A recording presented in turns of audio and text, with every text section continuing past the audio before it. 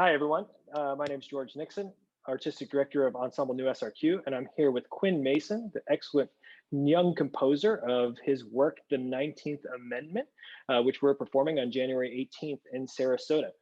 Quinn, I first met here in Dallas, actually. He was a student at SMU, where I teach, and he was a regular around the halls at the Meyerson Symphony Center in Dallas. And I first got to know Quinn. I hadn't heard of him before, and I very quickly got to know his music. First bass drum trio that I saw was the first performance of his work called Weapon Wheel, which is an exciting and excellent work that I've seen on a few recitals at SMU recently. And that got me more interested in Quinn's work. And we've played a few of his works at the Dallas Symphony recently, premiering Reflection on a Memorial, which is a wonderful work that I think has had a few more performances since.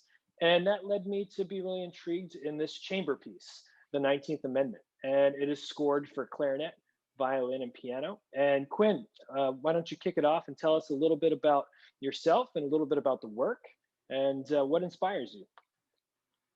So I've been composing for a while. I started when I was 10 years old, very early. I'm 24 now, actually, and actually got my start.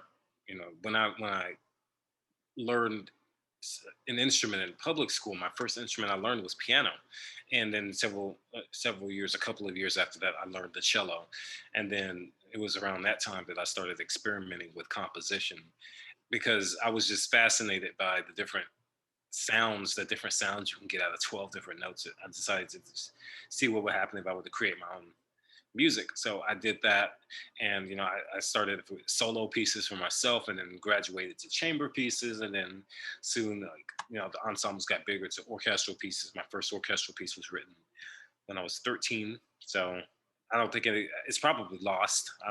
There's it doesn't exist anymore. And then What was the subject matter of your 13-year-old debut? Do you remember what it inspired you? Was it sounds or was it programmatic or what it were you thinking? was it was a symphony, of course. I Nice. decided to jump right into the larger form in an early age, which wasn't really a smart thing to do, but it got me interested because I was around that time I was studying a lot of orchestral scores. I studied the last three symphonies of Tchaikovsky, all four of the Brahms, all nine of the Beethoven.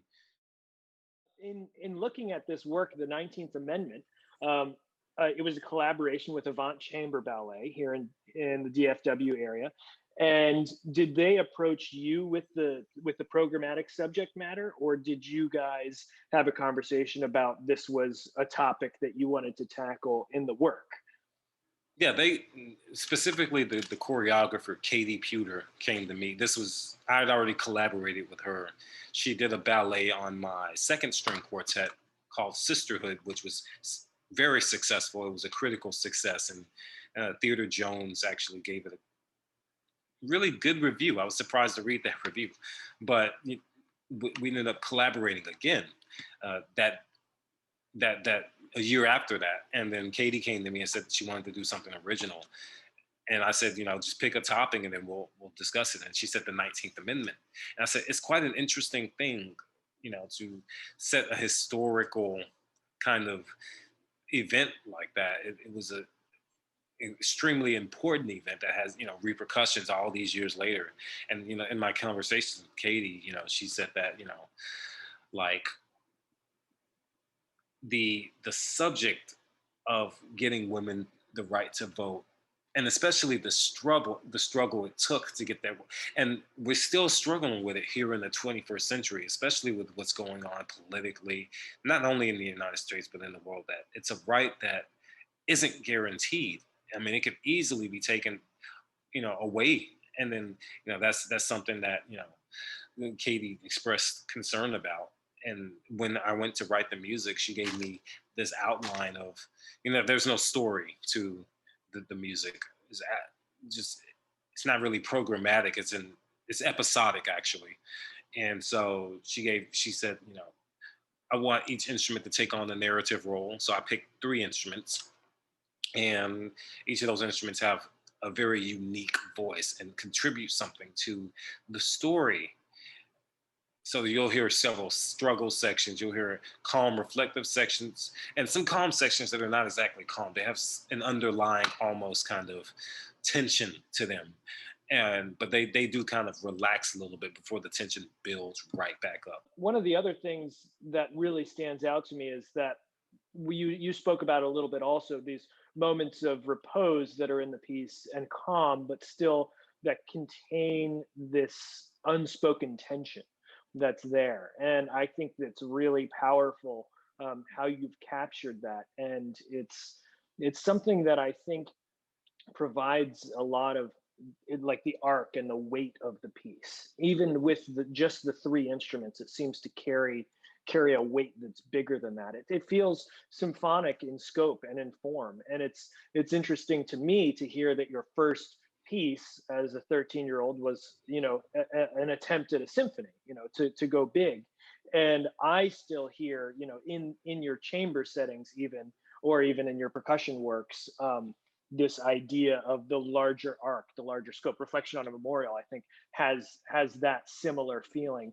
You have very excellent feel for that longer line. And is that something that you've been inspired, or has been a conscious thought for you to do in your works, or is it just kind of what comes out? Well, not until recently did I associate the flow of music with the flow of time. And I do realize that time, as I get older, time starts to go faster. So I would definitely like to, or I'm definitely aiming to kind of have my music be like not only not a stream of consciousness, but kind of a depiction, a flow of time. So it kind of like takes its time to unfold itself. And the older I get, the more I understand that, and the more I try to incorporate that into my music, which is why my music seems to breathe and stretch itself. So, I'd like to wrap it up just by asking you to kind of let our listeners know what else interests you outside of music, which is all consuming, I know, and maybe there isn't too much there. But what else have you been up to in recent years? I know you just finished at SMU, and you're still living here in Dallas. We're both talking from a distance, but here in Dallas. What else have you been up to, and what's been happening? well, after I finished at SMU, I took the plunge. I personally, myself, I don't have a degree. I spent 5 years in higher education. So as soon as I graduated high school, I spent 2 years at Richland College, which is a community college, and then 1 year at TCU, and then 2 years at SMU as a non-degree student, a visiting student. And then I finished at SMU in like May. Actually, no, before that, when everything started popping off, and then they told us don't come back to school. That's when I finished. Hmm. But I've mostly been freelancing as a composer and a conductor, and most of I've received commissions just nonstop. And I'm pretty much booked for the next 2 or 3 years with residencies, compositions, conducting. That's going to take me all across the country. And I'm also going to be working here locally. I have something coming up with the Greater Dallas Youth Orchestra next season, maybe October. And then I'm talking to the orchestra director at Booker T about doing a residency there as well. So I'm definitely getting involved with education and outreach, which is great because it gives me a chance to give back to the community that gave me so much. And then, but as far as interests outside of music, I'd like to do a lot of reading, particularly biographies of musicians, like musicians I can connect to, like Mahler and who else was I reading about? I was reading about some Leonard Bernstein, yeah, because they were both composer conductors, and it was quite interesting to see how they made it work in two different eras. You know, as I begin to kind of create a name for myself and get busier. So I mean, that's just what I've been up to. Not much. Well, ladies and gentlemen, Quinn Mason, excellent composer, Dallas's own. We're excited to perform his work, the 19th Amendment, on January 18th.